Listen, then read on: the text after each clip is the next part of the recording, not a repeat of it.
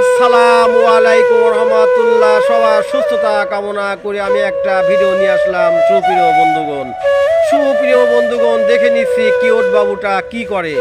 হ্যাঁ, এই সেই প্রাচীন ঐতিহ্যের যে ঢেকি, কাঠের ঢেকি।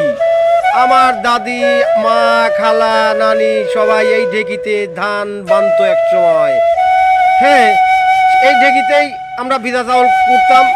আর এই শীতের বিভিন্ন রকম সুস্বাদু পিঠা খেতাম এই ঢেকিতে।